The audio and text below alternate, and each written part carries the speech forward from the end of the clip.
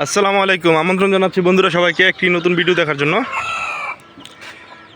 আমি জুনেল সরকার তুহিন। আমার ছোট্ট একটি ফার্ম আছে, মাত্র স্টার্ট করছি। আমার ফার্মের নাম হচ্ছে JST দেশি মুরগির ফার্ম।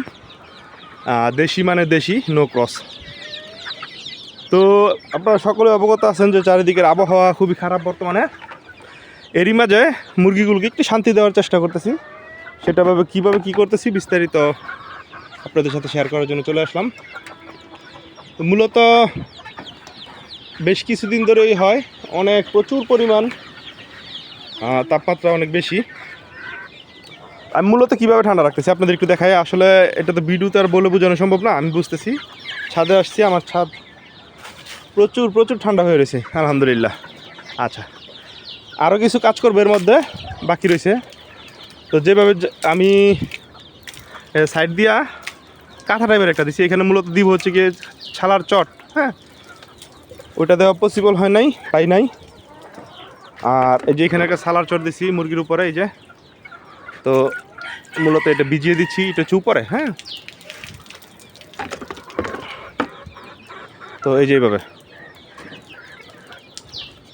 আসলে এই গরমের মধ্যে মুরগি কিন্তু হিট স্ট্রোক করার একটা প্রবণতা থাকে, অনেক বেশি সম্ভাবনা থাকে। আর আমার স্লফট ছাদের উপরে, যেখানে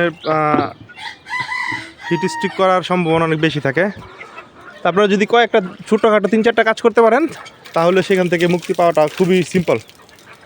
আচ্ছা, আমি প্রথমে যেটা করছি, এই যে এখানে দেখেন আমার মুরগিগুলো, এখানে হচ্ছে গাছ, ওই পাশে কোনো রৌদ্র আসে না। তো ওই সব দিকের যে সাইডের কাপড় ছিল সব ছড়াই দিছি, সরিয়ে খুলে দিছি, খোলামেলা রাখতে হবে। আর এই পাশ দিয়ে দুপুরের পরে রৌদ্র পরে, এই পাশ দিয়ে আমি কাপড় দিছি, কাপড় দিয়ে কাপড়টা ভিজিয়ে দিচ্ছি দিনে 3 থেকে 4 বার ভিজিয়ে দিচ্ছি। আর উপরে কাপড় দিছি, কাপড় দিয়ে উপরেও ভিজিয়ে দিছি। উপরে ভিজিয়ে দেওয়ার কারণে আমার যেই মুরগির খাঁচাটা, এগুলো তো সয়েল পেপার দেওয়া আছে, কিন্তু সয়েল পেপার কিছুই হয় না। যে তাপমাত্রা প্রচুর গরম, প্রচুর গরম, প্রচুর গরম। আর ছাদটা আমি হালকা উপরে পানি দিলেই মূলত ছাদটা ভিজে যাচ্ছে হালকা করে। যে এখানে পানি দিছি, ছাদটা হালকা ভিজে যাচ্ছে। তখন হয় কি, উপর থেকেও আপনাদের তাপমাত্রাটা আসে না, নিচ থেকেও তাপমাত্রা আসে না। উপর নিচ দুই দিক থেকেই মোটামুটি একটা ঠান্ডা একটা অনুভূত হয়। আর সাইড থেকে যখন সবচেয়ে ভালো হয়, এখানে ছালা দিতে পারলে যখন বাতাসটা যায়, তখন এই ছালা থেকে অটোমেটিক ঠান্ডা বাতাস যায়, ঠান্ডা হয়ে বাতাসটা যায়। মুরগিগুলো আলহামদুলিল্লাহ প্রচুর গরম, আলহামদুলিল্লাহ মোটামুটি সুস্থ আছে, ভালো আছে, পুরোপুরি সুস্থ আছে। আর সাথে আপনারা এই শীতের মধ্যে উল্টাপাল্টা কোনো মেডিসিন দেওয়া যাবে না। হ্যাঁ, মেডিসিন দেওয়ার ক্ষেত্রে একটু সাবধানতা অবলম্বন করতে হবে। একটি ভালো মেডিসিন আপনাদের দেখাচ্ছি, যেটা আপনারা দিতে পারেন। মূলত এই গরমের মধ্যে ভিটামিন সি দিতে হয়। তো এর মধ্যে একটা ওষুধ হচ্ছে RenaWS, এটা একটা মাল্টিভিটামিন। হ্যাঁ, তো এটা মূলত কেন করা হয়েছে, এখানে দেখেন কত ধরনের ভিটামিন আছে। তো এই যে এখানে লেখা আছে যে টিকা প্রদানের সময়, অত্যাধিক গরম অথবা শীতের সময়, স্থানান্তরের সময়, ঠোঁট কাটার সময়, কৃমিনাশক প্রয়োগ ও অন্যান্য সংক্রমণ রোগের চিকিৎসা চলাকালীন, চিকিৎসা শেষে এবং ফার্মে 1 দিনের বাচ্চা আনার পরে।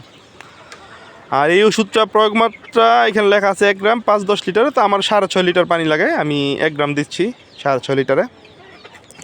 আর এটা প্রচুর গরম যখন পড়ে তখন এটা দেওয়া যায়, কোনো সমস্যা নেই।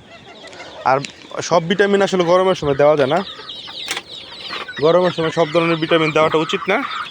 তো এখন অলমোস্ট বিকাল হয়ে আসছে। তো এই যে দেখেন,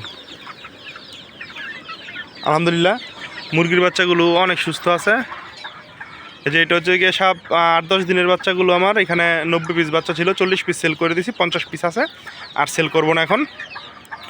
আর এইগুলো হচ্ছে আর 7-8 দিন বাকি আছে 3 মাস হতে। তো আলহামদুলিল্লাহ। আর এগুলো আমার ডিম পাড়া রানিং মুরগি।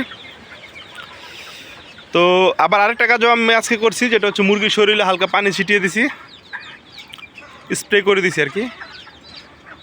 তো আলহামদুলিল্লাহ মুরগিগুলো খুব ভালো আছে, সুস্থ আছে। হ্যাঁ, গরমের জন্য এখনও পর্যন্ত তেমন কোনো সমস্যা হয় নাই।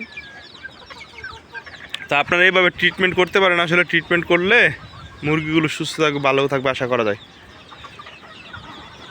আর গরমের দিকে একটু বিশেষ লক্ষ্য রাখবেন আপনারা মুরগির দিকে, কারণ গরমের সময় কিন্তু মুরগিগুলোর সমস্যাটা বেশি হয়, বিভিন্ন ধরনের সমস্যা বেশি হয়। তো এই ছিল আজকে ছোট্ট একটা আপডেট বন্ধুরা। সবাই ভালো থাকবেন, সুস্থ থাকবেন। ধন্যবাদ সবাইকে। আসসালামু আলাইকুম।